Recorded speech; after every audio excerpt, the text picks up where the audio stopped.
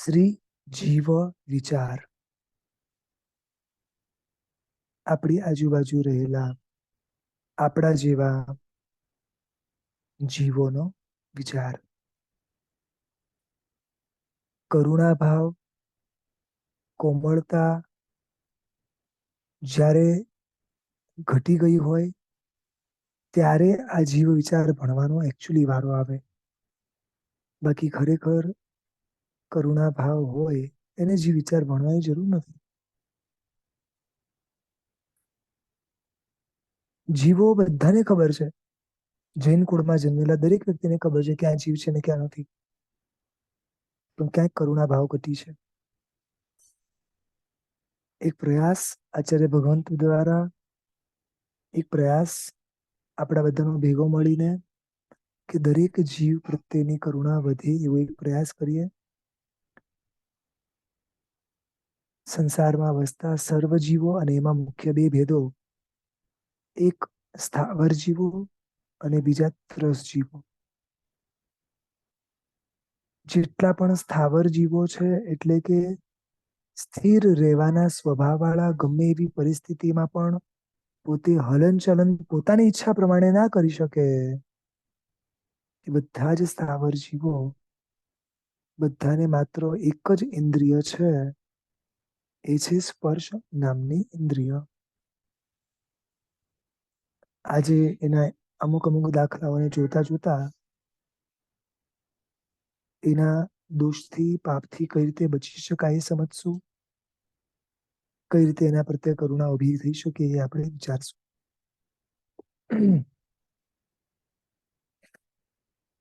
ત્રીજા અને ચોથા નંબરની ગાથામાં આચાર્ય ભગવાન શ્રી બતાડે છે, ફલીહ મણિ રયણ વિદ્યુમાં હિંગુલ હરિયાલ મણશીલ રસિંદા કણ ગાઈ ધાઉ સેઢી વન્ય અરણિટય પલેવા અભય તુરી ઉસમટ્ટી પાહણ જાય ઓણેગા સુવિરમ જણ લુણાઈ ઉડવી ભેરાઈ ઈચ્છાઈ.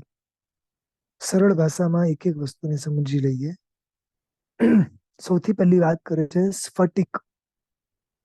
આ બધા દાખલાઓ છે. આ સિવાય પૃથ્વીકાયની જે ગઈકાલે વાત કરી હતી કે 7,00,000 યોની છે, જીવો તો અસંખ્ય છે.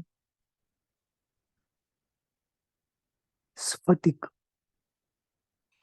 આ સ્ફટિક એટલે આપણી ભાષામાં ક્વાર્ટર્સ, જેને મોટા ભાગે એક રત્ન તરીકે પણ લોકો ઓળખે છે. સ્ફટિક રત્નની મૂર્તિ આપણે કહીએ ને, ટ્રાન્સપરન્ટ, પારદર્શક, આજ પાર દેખાતો પથ્થર. આપણી જે સિદ્ધશિલા છે, મોક્ષમાં જે આત્માઓ જે છે ને, એ સિદ્ધશિલા પણ આ સ્ફટિકમય બનેલી છે. આખી આખી સ્ફટિકની બનેલી છે. આ માર પાર એમ કહેવાય છે કેટલા ગ્રંથોમાં કે ચંદ્રકાંત, સૂર્યકાંત, મણિ વગેરે બી આ સ્ફટિક રત્નના ક્યાંક જોવા મળે છે. અમુક અમુક જગ્યાએ સ્ફટિકમાંથી પરમાત્માની મૂર્તિ બનતી દેખાય છે, માળાઓ બનતી દેખાય છે. આવા ઘણા બધા પદાર્થો સ્ફટિકમાં આપણને દેખાય છે. હવે જો એક નિયમ ખાલી સમજી લેજો કે બેઇન્દ્રિય, તેન્દ્રિય, ચૌરેન્દ્રિય અને પંચેન્દ્રિય, આ લોકોના જે જન્મ અને મરણ છે ને, આપણે ત્યાં વ્યવહાર શું કરશું ખબર છે કે ભાઈ આ જન્મ્ય પામ્યો, આ મરણ પામ્યો અથવા તો અચી ગયો. પણ એકેન્દ્રિય જીવોમાં લગભગ વ્યવહાર કેવો થાય ખબર છે? જો એમાં જીવ હોય ને તો એમ કહેવાય કે સચિત છે, અને જીવ ના હોય તો શું બોલાય? અચિત છે. જનરલી આપણે જેમ જન્મ અને મરણ શબ્દના વ્યવહારો કરીએ છીએ, તો એકેન્દ્રિયમાં જરાક થોડું જુદી રીતે બોલાય છે. આમ પણ તમે બોલી શકો, પણ મોટાભાગે વ્યવહાર કેવો થાય છે? સચિત અને અચિત. સમજાયું? તો આ જે સ્ફટિક વગેરે છે, જ્યારે એ માઇનમાં હોય, ખાણમાં હોય, નીચે જમીનમાં હોય, ત્યારે એ સચિત હોય, એટલે કે જીવવાળી હોય. એમાંથી બહાર નીકળ્યા પછી એ અચિત હોય, એટલે કે જીવ વગરની હોય. બસ સિમ્પલમાં.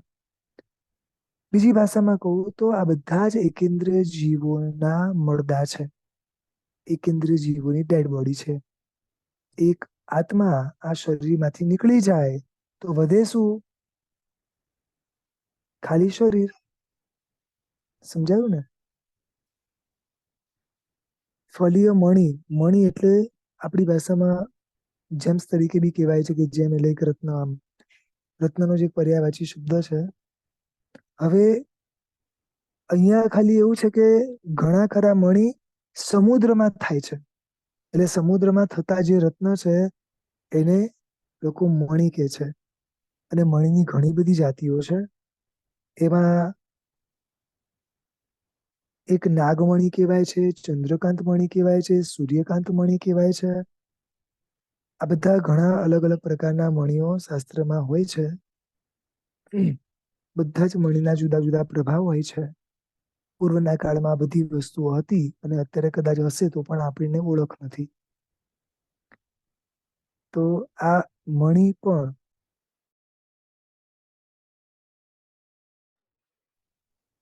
સમુદ્રની અંદર છે. તો એ અંદર હોય, એના મૂળ વસ્તુ સાથે અટેચ હોય તો સમજી લેવું કે એ શું છે? સચિત છે. બહાર નીકળ્યા પછી બધા અચિત છે. રયણ એટલે કે રત્ન, જે આપણે જ્વેલ તરીકે કહીએ છીએ. આગમની અંદર 14 પ્રકારના રત્ન બતાડ્યા છે. કેટલા પ્રકારના? 14 પ્રકારના. ગોમેદક, રૂચક, અંક, સ્ફટિક એટલે કે હમણાં આપણે જે જોયું, અથવા લોહિતાક્ષ, મરકત, મસારગલ્લ, ભુજમોચક, ઇન્દ્રનીલ, ચંદક, ગૌરિક, હંસગર્ભ, પુલક, સૌગંધિક, ચંદ્રપ્રભ, વૈડૂર્ય, જલકાંત અને સૂર્યકાંત. વર્તમાનમાં આપણે કેવા વ્યવહાર કરીએ છીએ કે હીરા, માણેક, પન્ના, બરોબર ને? એને આપણે કહીએ છીએ. પૂર્વના કાળમાં એ રીતે. જુઓ, આપણા શોખ માટે આ કોઈ જીવોને આપણે હેરાન કરવાના નહીં. આપણા શોખ માટે આ બધી કોઈ વસ્તુઓ બને ત્યાં સુધી બાય કરવાની નહીં. આ બધા એક પ્રકારના પૂર્વે જીવો હતા અને અત્યારે એમના શરીર છે. જેટલી ડિમાન્ડ વધે એટલી સપ્લાય વધે. આપણે જેટલી ડિમાન્ડ કરીએ કે અમને આ જોઈએ છે તો એટલું જમીનમાંથી વધારે વધારે લોકો નીકાળ્યા કરે ને વધારે વધારે જીવોને માર્યા કરે. પૃથ્વી કાયથી લઈને દરેકે દરેક જીવો એક હોય છે ને તો દેખાતા બી નથી. બરોબર સમજવું જે બોલું છું? મોટા ભાગે મોટા ભાગે એક હોય છે તો દેખાતા બી નથી. ઘણા બધા શરીર જયારે ભેગા થાય, અને ક્યાંક તો એવું બી લખ્યું છે કે અસંખ્ય શરીર ભેગા થાય ત્યારે એક પૃથ્વી કાયનો જીવ દેખાય છે. મોટા ભાગે. સમજાય છે? એટલે આપણા થોડા શોખ માટે કરીને આપણે આ પૃથ્વી કાયના જીવોને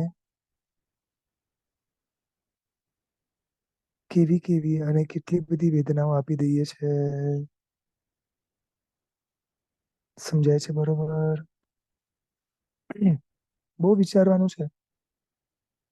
ક્યાંય આપણાથી અનનેસેસરી એક્સ્ટ્રા કોઈ એવું પાપ કઈ ના જાય, એનામાં ધ્યાન રાખવાનું છે.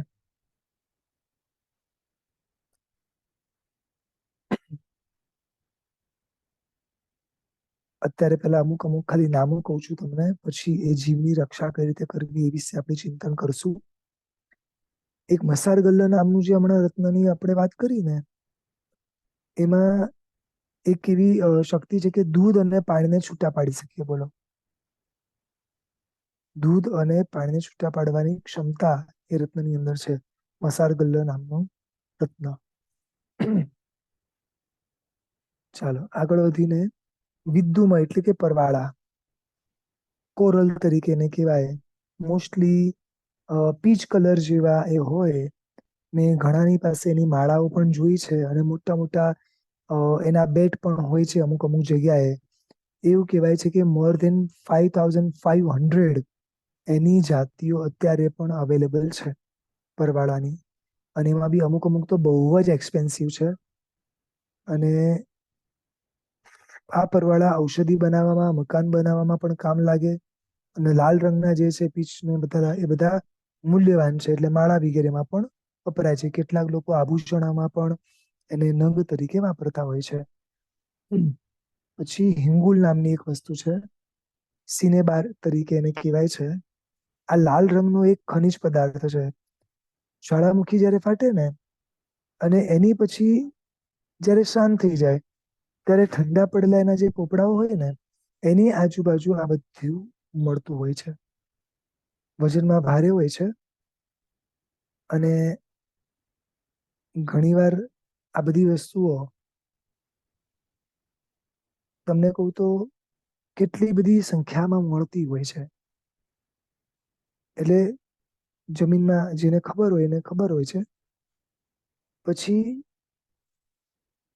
એવી રીતે આ હિંગલોક જે છે એ એમ કે છે કે સૌભાગ્યવતી સ્ત્રીઓ પોતાના સેંથો પૂરવામાં પણ વાપરે છે, ઔષધમાં પણ વપરાય છે. અને રસાયણ શાસ્ત્રીઓ પારો મેળવવા માટે પણ એનો ઉપયોગ કરે છે. એટલે પારું પણ આમાંથી ઘણી વાર બને છે, કારણ કે આ પારું વગેરે પણ મિક્સ પણ આવતું હોય છે. પછી હરિતાલ, હડતાલ કરીને એક વસ્તુ છે. આ પણ એક ખનિજ પદાર્થ છે. આ બધા જુદા જુદા પૂર્વના કાળમાં ઔષધિમાં વપરાતા, હસ્તપ્રતોમાં વપરાતા અને નકામા અક્ષરને ઇરેઝ કરવા માટે સરળ ભાષામાં કહું તો આ ઇરેઝર તરીકે પણ વપરાતા. મલસીન નામના પથ્થર આવતા એ ઝેરી છે. અને એ પણ તેલ બનાવવામાં, ઝેર બનાવવામાં અને ફટાકડા વગેરે બનાવવામાં વપરાતી એક વસ્તુ છે. પછી મર્ક્યુરી એટલે કે આપણી ભાષામાં જે કહીએ છીએ પારો. આ પણ આમ જોવા જઈએ તો 4 કલરના આવે છે: વ્હાઈટ, રેડ, બ્લેક, યલો. એમાંથી મોટા ભાગે જે વ્હાઈટ એટલે કે રૂપેરી કલરનો જે છે એ શ્રેષ્ઠ ગણાય છે. આપણે પણ ઘણી બધી જગ્યાએ એનો વપરાશ કરતા હોય છે. જીવાતોથી રક્ષણ કરવામાં, થર્મોમીટરમાં, બેરોમીટરમાં, દવા બનાવવામાં, ફટાકડામાં, સોના ચાંદીને શુદ્ધ કરવામાં પણ આ બધી વસ્તુઓ વપરાતી હોય છે. પૂર્વના કાળમાં આ પારાને કાઢવા માટે જમીનમાં કે ખનીજમાં એકદમ હોય ને તેને કાઢવા માટે કેવા પ્રયોગો કરતા ખબર છે? કે ખબર છે કે અહીંયા નીચે એકદમ પારો પડ્યો છે, ઊંડાણમાં હોય કે કુવામાં પડેલો હોય, તો ત્યાં આગળ એક સૌભાગ્યવતી સ્ત્રી કેવી રીતે આમ શણગાર કરીને આવેલી હોય, સોળ શણગાર સજીને, રાઈટ? એવી રીતે આખી શણગાર પામેલી આખી સ્ત્રી એને ખાલી એક વાર આમ અંદર નજર કરાવે. બરોબર સમજો. એક સુંદર શણગાર સજેલી સ્ત્રી ખાલી એક વાર એ પારા તરફ દ્રષ્ટિ કરે અને પછી તરત પોતે પાછી આવી જાય. થાય શું ખબર છે? આ પારાના જીવની અંદર જે મૈથુન સંજ્ઞા છે એ એવી ઉછળે કે એના કારણે પારો આમ જોવા જઈએ તો સ્થાવર છે. પોતાની ઈચ્છા પ્રમાણે આમ જોવા જઈએ તો કશું કરી શકે એમ નથી, રાઈટ? છતાં આખે આખો એ પારો જે હોય ને જોરથી ઉછળે ને સીધો બહાર પડે. બોલો. છે કેન્દ્ર જીવ, છે સ્થાવર, પરંતુ કઈ સમજાય છે? મૈથુન સંજ્ઞા.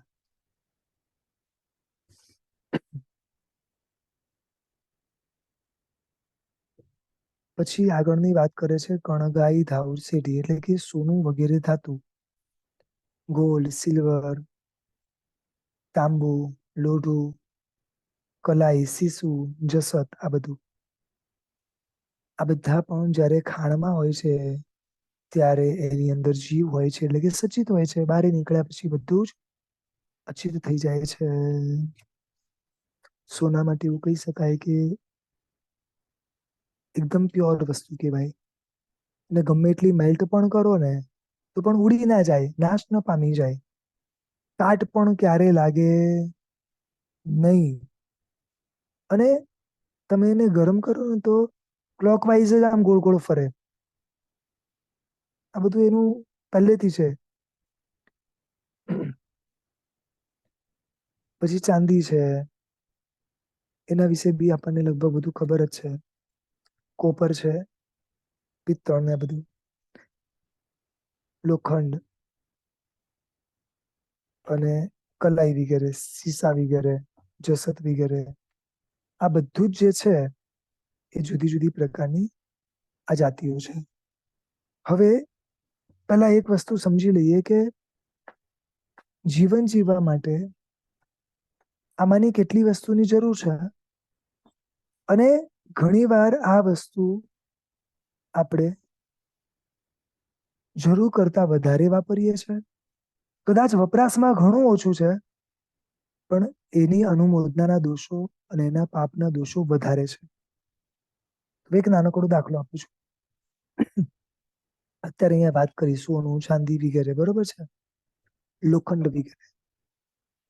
હવે એક જગ્યાએ એક બિલ્ડિંગ બન્યું છે, બહુ જ મોટું બિલ્ડિંગ. એની અંદર લોખંડ વપરાયું છે. એ બિલ્ડિંગના વખાણ કરો ને એટલે એ લોખંડની અંદર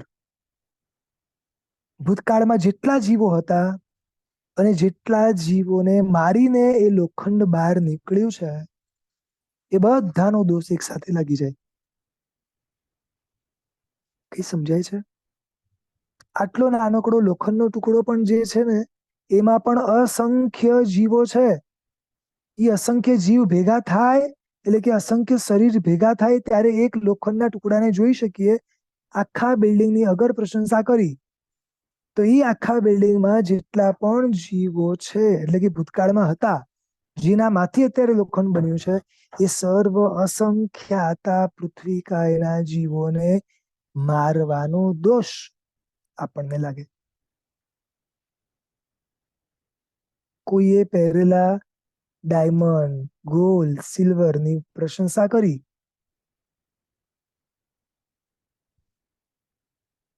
એ જે ગોલ્ડનો જીવ છે, જ્યારે ભૂતકાળમાં અંદર હતો, એ જે સિલ્વરનો જીવ છે, જ્યારે ભૂતકાળમાં અંદર હતો,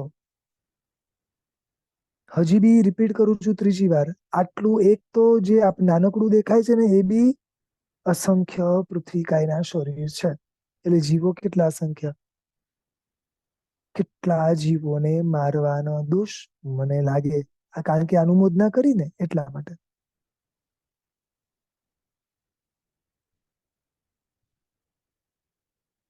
અથવા તો આવાથી કોઈ પણ વસ્તુની ઈચ્છાઓમાં રમવું. મને ગોલ્ડનો દાગીનો જોઈએ છે, એક સેટ તો હવે હીરાનો જોઈએ જ છે. એક બંગડી તો એવી કરાવી છે કે એકદમ આમ મોટો હીરો હોય, 50-70 સેન્ટ નો હીરો હોય. ઈચ્છાઓ પણ કરવી એટલે ઊંડે ઊંડે ક્યાંક જમીનમાંથી, માઇનમાંથી એ જીવોને બહાર કાઢવા, એટલે કે એને મારવા. એને મારીને પછી જ મારા ઘરમાં આવવાનું છે, એને વગર તો આવવાનું નથી.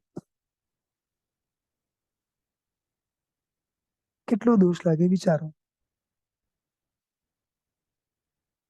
માટી અને સોનામાં પૃથ્વી કાયનો જ જીવ છે. કોઈ ફરક નથી બેવમાંથી કેવા. આનું પુણ્ય વધારે છે એટલે આની અંદર પવિત્રતા વગેરે ગુણો વધારે છે. બાકી શરીર તો બેવના પૃથ્વી કાયના જ છે. જેનો રાગ વધે એની અંદર જન્મ મળશે. આ બધા દેવતાઓ જયારે 6 મહિના બાકી હોય, આયુષ્ય પૂરું થવાનું હોય, અને કલ્પનાઓમાં રમે કે યાર આ બધા રત્નોને છોડીને જવાનું, આ બધા સુખોને છોડીને જવાનું, અને એ રત્નનો એટલો બધો રાગ, એ રાગના કારણે મરી મરીને આજ રત્નમાં, આજ ડાયમંડમાં, આજ સોના ચાંદી વગેરેમાં જન્મ પામે.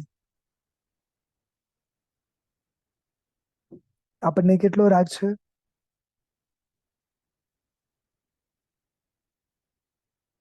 સમજાય છે?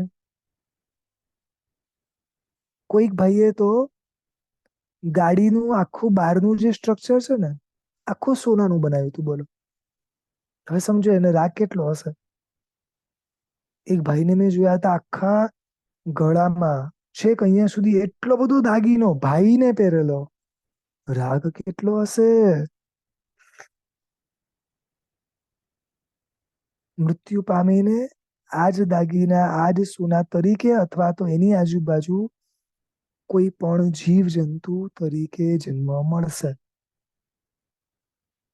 અને આ બધા કરતા પણ ખાલી એટલું તો વિચારો કે એ જીવને કેટલી વેદના મળી રહી છે. જીવન જીવવા માટે સોનું જરૂરી છે. હા, ઔષધ વગેરેમાં વાપરો એ અલગ વસ્તુ છે, પણ શોભા માટે વાપરો એ જરૂરી છે. એક તો અસંખ્ય પૃથ્વી કાયના જીવને મારવાના, કેટલા અસંખ્ય પૃથ્વી કાયના જીવને મારવાના, એ પહેરવાના અને પહેરીને પાછી પ્રશંસા કરવાની, એ પહેરીને પાછી અનુમોદના કરવાની. આપણા જીવનમાં પાપો ઓછા છે તો અનુમોદનાના પાપોથી જીવનમાં પાપ વધારીએ છે. આટલા નાના દુઃખ આવે છે એ બી સહન નથી થતા. ભવિષ્યમાં 1000 ગણા દુઃખ આવશે. છે કેપેસિટી સહન કરવાની? આટલા બધા જીવદયાના કાર્ય કરીએ છીએ, આટલા બધા સુકૃત કરીએ છીએ, પણ આ બી તો એક જીવ છે ને. તો આ જીવની દયા કોણ ચિંતવશે? સોનું ના પહેરો તો ના ચાલે, રત્ન ના ખરીદો તો ના ચાલે. એટલે આપણા સ્ટેટસ માટે આપણે આ પાપ કરવાના, બરોબર ને? ગઈકાલે પણ કહ્યું હતું ને આજે પણ રિપીટ કરું છું, જરૂરિયાતના 100 પાપ અને એની સામે જરૂર વગરનું એક પાપ ચડી જશે.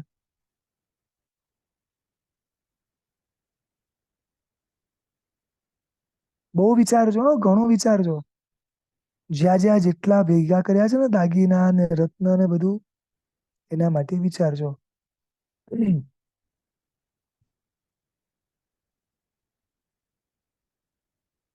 અને કદાચ એવું લાગે કે વ્યવહારે અમુક વસ્તુ કરવી પડે, તો એકને એક જે ગોલ્ડ જે તમે ઓલરેડી ખરીદેલું છે એને ડિઝાઇન કરીને પહેરો. સમાજ વચ્ચે રહેવું હોય, વ્યવહારમાં રહેવું હોય, તો ચલો તમને આ એક ઓપ્શન આપું છું. જેટલું નવું ખરીદાય એટલાય જીવને મારવાનો દોષ શેના માટે?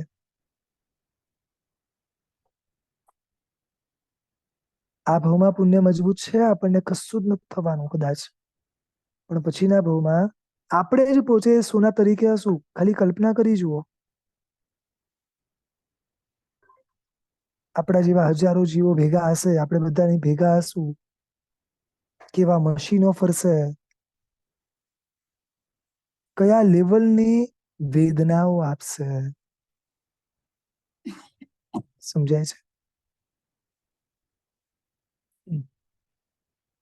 જો ગઈકાલે પણ એક શાવિકાબેનનો પ્રશ્ન હતો, આજે બી એક શાવિકાબેનનો પ્રશ્ન છે કે જે વસ્તુ આપણે વપરાય નહીં એ વસ્તુ પછી પરમાત્મા માટે કેમ કરીએ છે? એ સોનું હોય, ચાંદી હોય કે ઘરેણાં વગેરે હોય. જુઓ, જેનો રાગ હોય ને એનો રાગ ઘટાડવા માટે એ વસ્તુ પ્રભુ અને સદગુરુ સામે મૂકવાની છે. અને શરૂઆતના જીવો માટે પરમાત્માની શોભા પણ જરૂરી છે. કારણ કે શરૂઆતના જીવો પાંચેય ઇન્દ્રિયના વિષયોથી જ અટ્રેક્ટ થાય છે. એટલે એ તરફ શરૂઆતમાં જરૂરી છે. આ એક પરમાત્માની શોભા છે. હું પહેરીશ તો રાગ વધશે, પરમાત્માને જોઈશ તો એની શોભા જોઈને વૈરાગ્ય વધશે. આટલો ફરક છે.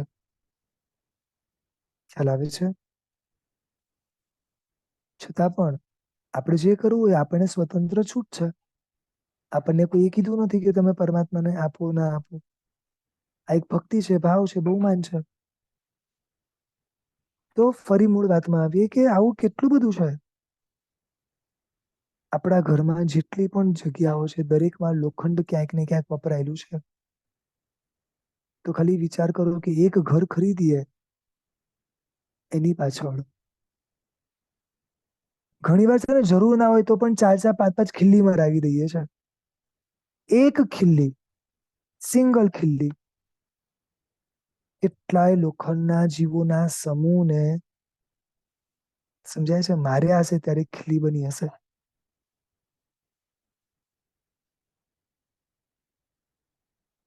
કેટલા બધા હું કામ ચારે બાજુ લગાઈ લગાઈને રાખ્યા છે.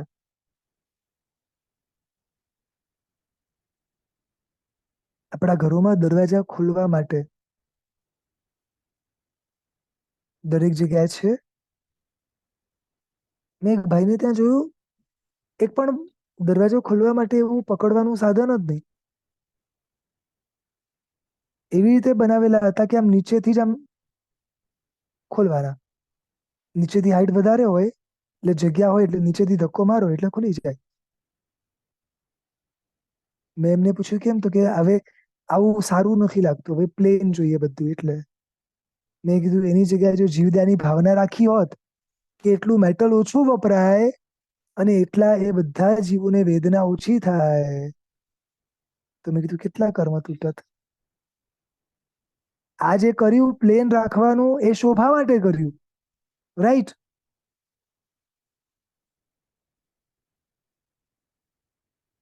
કેટલી ઝીણી ઝીણી જગ્યાઓ છે. બહુ વર્ષો પહેલાની વાત છે. નાનપણમાં એક ચંપલ તૂટી ગયું હતું. અને એ ટાઈમે છે ને ઝીણી ઝીણી ખિલ્લી પણ મારતા ચંપલમાં. કદાચ કોઈને ખ્યાલ હોય તો. એટલે મારા એક ફ્રેન્ડ હતા. એણે મને કીધું કે એકથી ચાલે એવી છે તો બીજી કેમ મરાવે છે? મેં કીધું હવે પેલું ફ્રીમાં મારીને જ આપે છે તો મરાવા દે ને. મજબૂત રહેશે બીજી વાર એની પાસે આવવું ના પડે. એ ટાઈમે બુદ્ધિ નહોતી. ફ્રીમાં મળે છે ને કરાવી દીધું એકની બે ખિલ્લી મરાઈ દીધી. પણ એ બીજી ખિલ્લી મેં ભલે ફ્રીમાં મરાવી કેટલાય જીવો પૃથ્વી કાયના મારા નિમિત્તે મર્યા.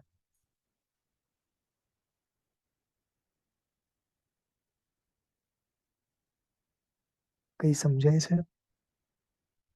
આટલી મોટી મોટી લિફ્ટો વાપરીએ છીએ આમ પ્રાઉડ થી કરીએ છીએ. અમે અમારા બિલ્ડિંગમાં તો ચાર ચાર પાંચ પાંચ લિફ્ટો છે.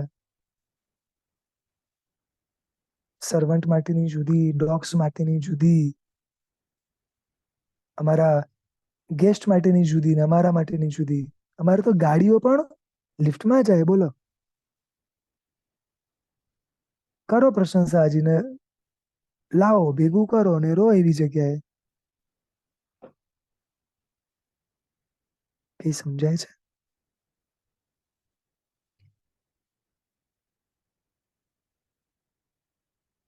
ટ્રેન, ફ્લાઇટ્સ, કાર શેમાંથી બને છે? આમાંની જ કોઈક ધાતુ ને. કદાચ તમારા ઘરે સોનાની કાર હશે, કોઈના ઘરે ચાંદીની હશે. છે તો આમાંથી જ કોઈ ને. કેવાય એ 5 લાખ 10 લાખમાં 25 લાખમાં કાર ખરીદી. પણ ખાલી કલ્પના કરો કેટલાય પૃથ્વી કાયના અસંખ્ય જીવોને મારીને જે આ મેટલ્સ વગેરે બન્યું એમાંથી મેં એક કાર લીધી. અને પાછા એને હાર ચડાવીએ, એના ફોટાઓ પાડીએ. મેં તો એવું બી જોયું કે લોકો કંકુ ને ચાંદલાય કરે બોલો.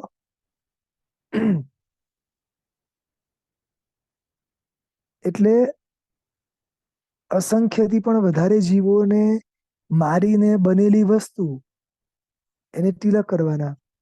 અને બી શેના માટે તો કે બીજા અસંખ્ય જીવોને મારવા માટે આ જે સાધન છે એને કંકુ તિલક કરું છું. ભાઈ તમે વિજયી થાવ, હજારો જીવોને હજી મારનારા બનો. Can you imagine? ₹5 ઘાસ ને ₹50 જીવદયા કરી દેવી સહેલી છે. સમજાય છે? આ અઘરું છે. અમે તો બધા માટે જુદી જુદી કાર છે. દીકરી માટે જુદી અને અમારે માટે જુદી. કોઈ ઝંઝટ નહીં. એ એના ટાઈમે જાય, અમે અમારા ટાઈમે જઈએ. તો પંખા એટલા, એસી, બધું જ ઘરમાં. સમજો તમે? આ જેટલા સાધન વધારે ને, કઈ સમજ્યા? કિચન ની અંદર જેટલા મશીન વધારે, બધા શેમાંથી બન્યા? આમાંથી. જીવોને મારીને બન્યા અને જીવોને મારવા માટે વપરાય છે. ફરી રિપીટ કરું છું, જીવોને મારીને બન્યા અને જીવોને મારવા માટે વપરાય છે. અને પાછા પ્રાઉડ થી કહીએ, અમારા પાસે તો બધા મશીન છે.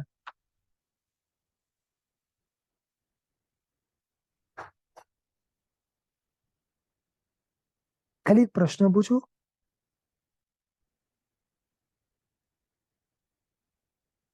આવા મશીન જ્યાં ઢગલામાં પડ્યા હોય એને કતલખાનું કેવું હોય તો કેવાય કે ના કેવાય?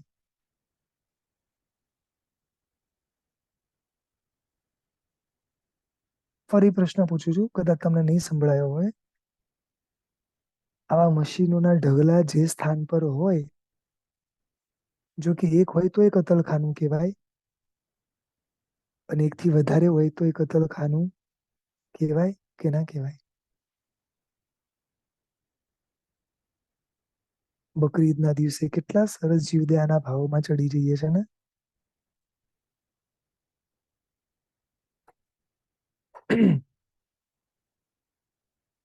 વિચારવા જેવી વસ્તુ છે.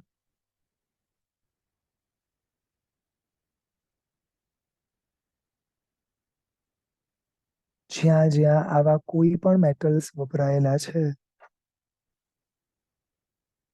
એ દરેક જગ્યાએ અસંખ્યથી પણ વધારે પૃથ્વી કાયના જીવોની હિંસા મારા નિમિત્તે થઈ છે. પેલા છે ને લાકડાઓની ખુરશી આવતી, હવે લોખંડની. સમજાય છે? હવે તો હજી કેટલું બધું હશે, તમે જુઓ આખા ઘરમાં.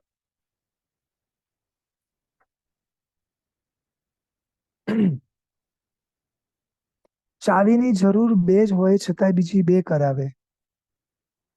ચલો સેફ સાઈડ એક હોય બરોબર છે, હજી એક કરાવે. બોલો હવે. એક મારા ફ્રેન્ડ ના ઘરે પડી હોય, એક સામે વાળાને ત્યાં પડી હોય. લોક પર લોક, લોક ઉપર લોક. લાવો, કરો ભેગું હજી.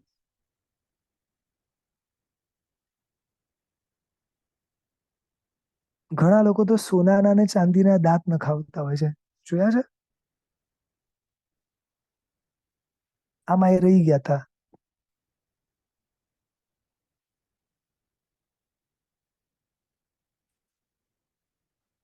પોતાની સગવડ માટે એટલા અસંખ્ય જીવોનો સંહાર કરીને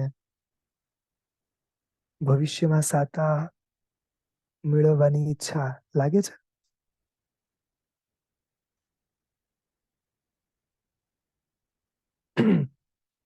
નાનપણમાં છે ને બગીચામાં રમવા જતા, ગાર્ડનમાં લપસણી ને સીસો ને હિંચકા ને, સમજ્યા છે? અને ગમતું. જો કે આજે બી કોઈ બી મોટાને બેસાડો, બોલો ગમશે?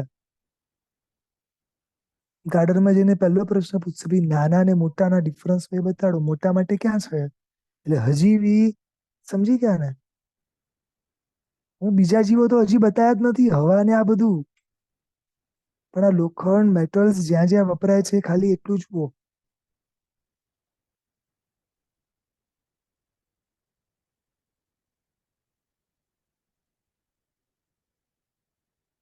ઘરમાં કેટલી જગ્યાએ વપરાય છે કઈ ખબર છે? કઈ કઈ જગ્યાએ છે, કેટલું છે કઈ ખબર છે?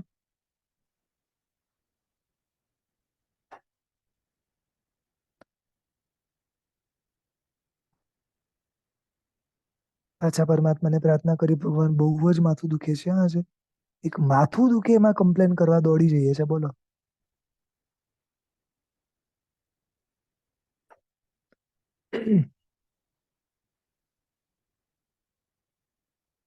બહુ અઘરું છે.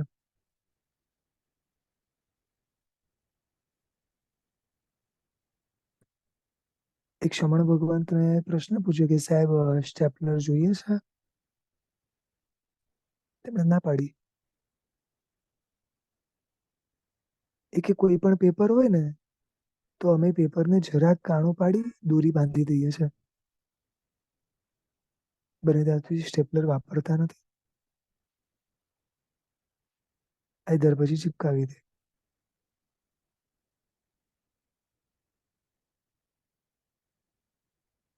ક્યાં ક્યાં શું શું લોકોની દ્રષ્ટિઓ છે.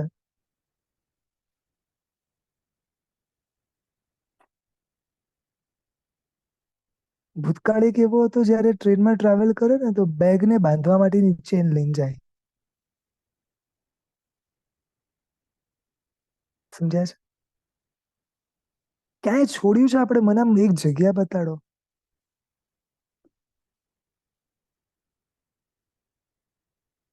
આ છે ને એકેન્દ્રિય જીવને ભરપૂર રીતે આપણે વાપર્યા છે.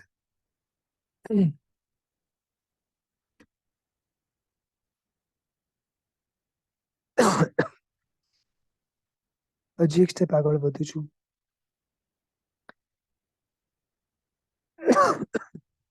અહીંયા એક પ્રશ્ન પૂછાયો છે કે પ્લાસ્ટિક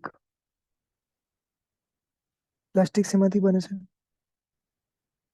માટીમાંથી. અલગ અલગ કેમિકલ્સ વગેરે ભેગા થાય અને એમાં મુખ્ય ભાગ માટીનો. ગ્લાસ, જેટલા પણ આપણા ગ્લાસ બી છે, આ કાચ બધા શેમાંથી છે? કાચમાં પણ મોટા ભાગે માટી વપરાય છે. પ્લાસ્ટિકમાં કદાચ નહીં બી હોય પણ કેમિકલ હશે, પણ ગ્લાસમાં તો છે જ. એટલી જગ્યાએ આપણે ગ્લાસ લગાડેલા છે. એ કરતા પણ વધારે જેટલા રોડ છે આજુબાજુ જુઓ, આ બધા રોડમાં 4 આંગળ નીચે તમે ખોદો ને તો સચિત માટી મળે. 4 આંગળ નીચે ખોદો તો.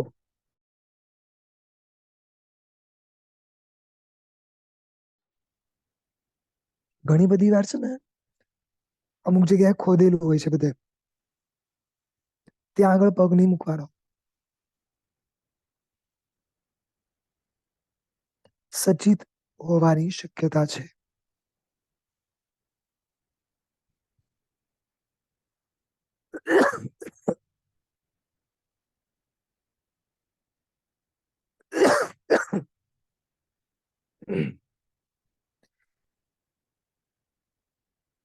માટી ક્યાં નથી વિચારો. ઘર બાંધવામાં,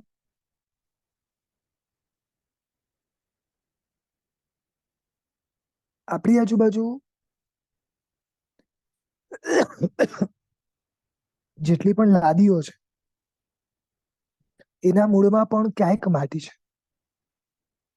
ઘણા લોકો ઘરમાં ઝાડ રાખતા હોય છે, ખબર છે? ઝાડમાં મોટા ભાગે સચિત માટી જ હોય છે. મોટા ભાગે સચિત માટી હોય છે.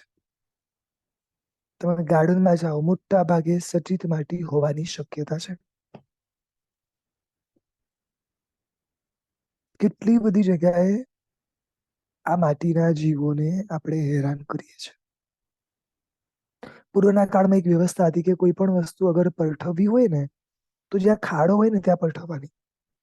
પણ એના માટે ખાડો નહીં ખોદવાનો, કારણ કે અગર તમે ખાડો ખોદો તો 4 આંગળ નીચે જાઓ ને એટલે સચિત માટી નીકળે. એ જીવોને સ્પર્શ માત્રથી પણ ભયંકર વેદના થાય છે. સમજો.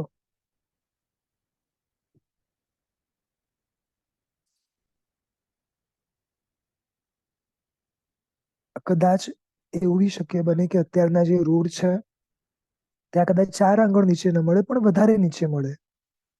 પણ નીચે છે એ પાકું, સચિત. ઉપરની બધી જે માટીઓ છે ને, એ બધી માટીઓ અવર જવર થવાના કારણે અચિત બની શકે, પણ નીચે રહેલી માટીઓ બધી સચિત. ખેડૂતો જે ખેતર ખેડે છે, એ ખેતર ખેડે એટલે નીચેથી બધું ઉપર આવે માટી. ખાલી કલ્પના કરો, અગર તમે કોઈક જગ્યાના ખેડૂત છો, અથવા તો તમારી પોતાની માલિકીનું ખેતર ક્યાંક છે, ફાર્મ છે, તમે એને ખેડાવો છો, તમે ત્યાં આગળ પાક વગેરે બનાવો છો, અસંખ્ય માટીના જીવો મરે છે. સમજાય છે?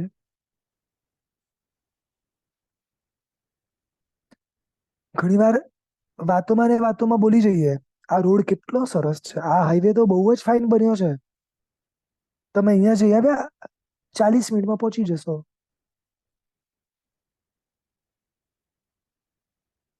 એ અસંખ્ય માટીના જીવને મારીને બનેલો જે રોડ,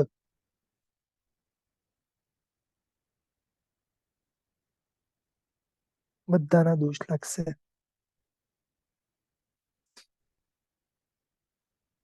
જોઈએ છે બીજા તો હજી એક્સ્ટ્રા આવે, એ તો હજી હું ગણાવતો જ નથી, આ તો ખાલી હવે માટીની વાત કરી.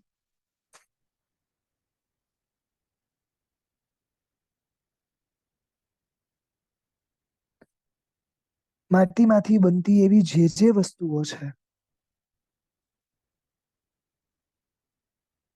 કાચ હોય કે કઈ બી હોય, એનો પણ વપરાશ આપણા ઘરોમાં કેટલા કરી દીધા છે. હમણાં તો ઘણા બધા બિલ્ડિંગોમાં ચારે બાજુ ગ્લાસ જ ગ્લાસ છે,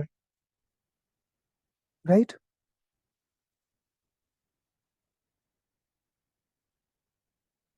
એટલે વેદનાનું પ્રમાણ ઓર વધારે, આસક્તિનું પ્રમાણ પણ ઓર વધારે. કઈ સમજાય છે?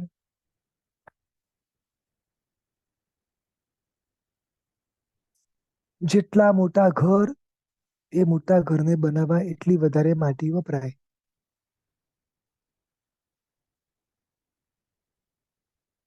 અને આપણે તો પ્રાઉડ થી કહીએ, અમારે તો 6,000 સ્ક્વેર ફૂટનું છે, અમારે તો આખો બંગલો છે, આખું બિલ્ડિંગ અમારું જ છે.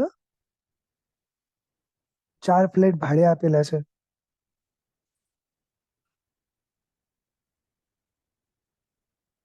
આપો હજી, મેળવો, ભોગવો. દોષો લાગે છે.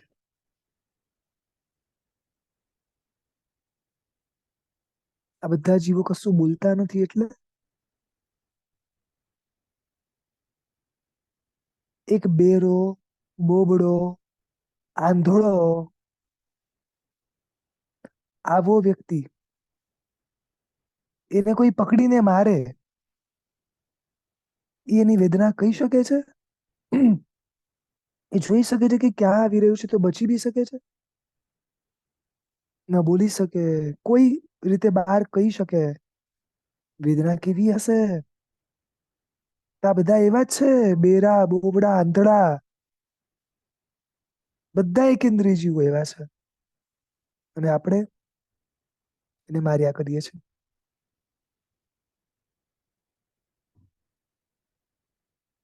નિયમ લો બને ત્યાં સુધી. જરૂર પૂરતા ઘર, જરૂર પૂરતી પ્રોપર્ટી, અથવા તો આપણા નામ અમુક જ જગ્યાએ રાખવાના. અહીંયા ખાલી આપણા નામ ઉપર બધું છે, બાકી ક્યાં કશું એટલું ભોગવી શકીએ છીએ આપણે? ખાલી નામના મોહ છે. આટલી બધી ગાડીઓ, આટલા બધા સાધનો, ક્યાં જરૂર છે આ બધાની?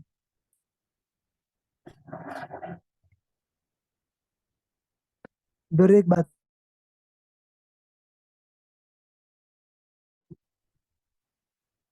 જુદા જુદા લટકાવાના સાધનો, ક્યાં જરૂર છે?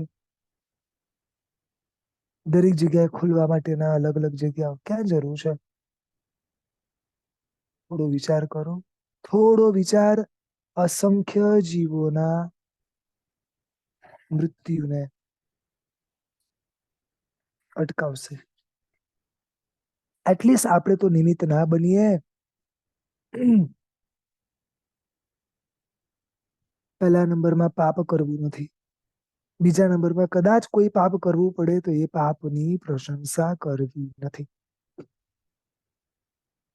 અને ત્રીજા નંબરમાં એવું કોઈ પાપ કરવા ના મળે ને તો એનો અફસોસ તો જિંદગીમાં ક્યારે નહીં કરવાનો.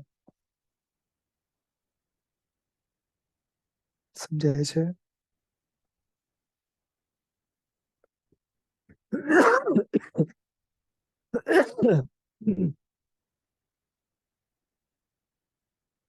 પૃથ્વી કાયના જીવો. આમાં બી હજી આગળ વધીને તમને કહું તો મીઠું, સોલ્ટ, એક ચપટી લઈએ ને, એક ચપટી, એમાં બી અસંખ્ય શરીર છે અને અસંખ્ય જીવો છે.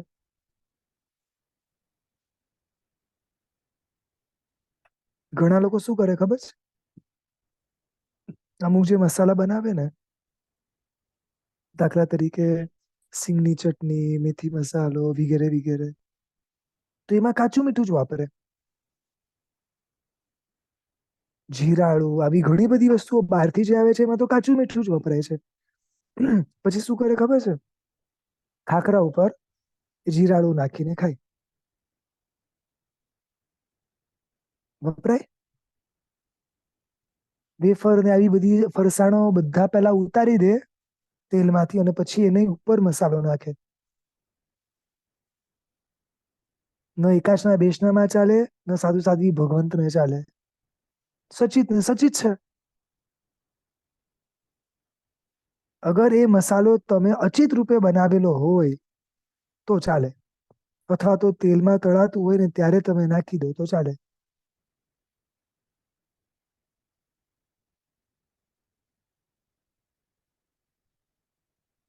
આપણે એમ કે અમે તો કાચું મીઠું ઉપરથી નાખતા નથી, પણ આવું તો કેટલું બધું. સિંધાણું વગેરે બધી રીતે વાપરવાની છૂટ છે, કારણ કે એ સંપૂર્ણ અચિત છે.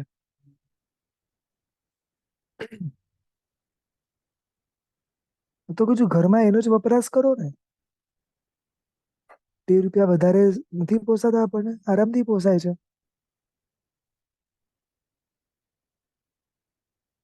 જીવતે જીવતા આ કાચા જીવને ખાઈ જવું. આની પૂર્વેના તો કદાચ છે ને બધા મરીને આવેલા છે, એટલે ડેડ બોડી છે. આ તો જીવતે જીવતા છે, માટીને મીઠાની અંદર તો.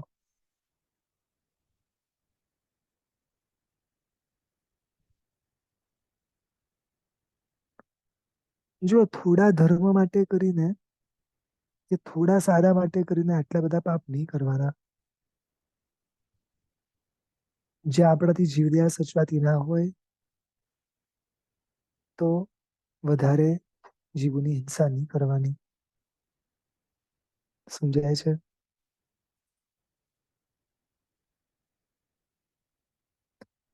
એક પ્રયાસ કરવો છે, આ એક નાનકડો ભાવ,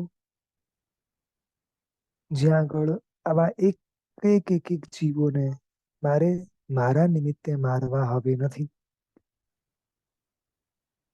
જ્યાં મરે છે કે મારીને બનેલું છે એની પ્રશંસા કરવી નથી. લોકો ઘર લે ને તો ઘર જોવા બોલાવે લોકોને, ખબર છે? આ શું કર્યું? મેં તો માર્યા, મારા નિમિત્તે તો મરાવે, બીજા એ અનુમોદના કરે એટલે પાછા ઓર દોષોમાં પડવાનું. અરે ભાઈ, તું પાપ કરે છે, પાપની પ્રશંસા હોય? વર્ષો પહેલાની એક વાત છે, એક મંત્રીશ્વરે ભવ્ય મહેલ ઉભો કર્યો. બધા પ્રશંસા કરવા આવે. શમણ ભગવાનને વિનંતી કરી, શમણ ભગવંતે જોયું, જરાય પ્રશંસા ના કરી. એટલું બધું આમ ઈગો હર્ટ થઈ ગયો. યાર, આટલું ભવ્ય બનાવ્યો છે ને તમે પ્રશંસા ના કરો? એટલે કે આ બધા પૃથ્વીકાના જીવની હિંસાથી બનેલી વસ્તુ, અને બી જો સંસાર માર્ગે વપરાતી હોય તો પ્રશંસા જરાય ના કરાય. સમજાય છે? ઓન ધ સ્પોટ એ આખે આખા ઘરને ઉપાશ્રયમાં કન્વર્ટ કરી નાખ્યો.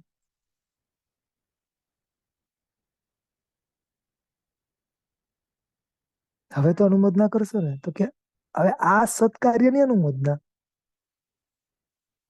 ઘર ઉપાશ્રયમાં કન્વર્ટ થયું એ સત્કાર્યની અનુમોદના.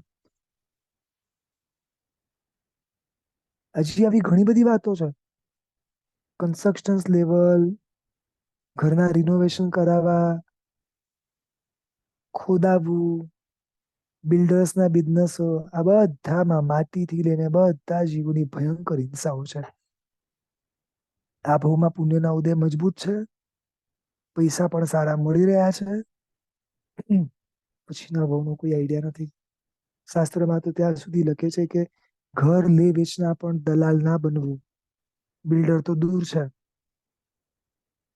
અસંખ્ય માટીના જીવોને મારીને બનેલું છે ઘર. અસંખ્ય આ બધા પૃથ્વીકાના જીવોને મારીને બનેલું ઘર. એના એના તમે બ્રોકર બનશો? બહુ વિચારજો આ બધી વસ્તુઓને. જીવ દેહા પાળવી છે, એ જીવોનો વિચાર કરવો છે, જીવની વેદનાનો વિચાર કરવો છે. સવિશેષ આવતા વખતે પ્રભુની આજ્ઞા એક પણ શબ્દ બોલાયો હોય તો ત્રિવિધે વિચાર દેકોડમ. શાવિકાબેન સ્તુતિ બોલ.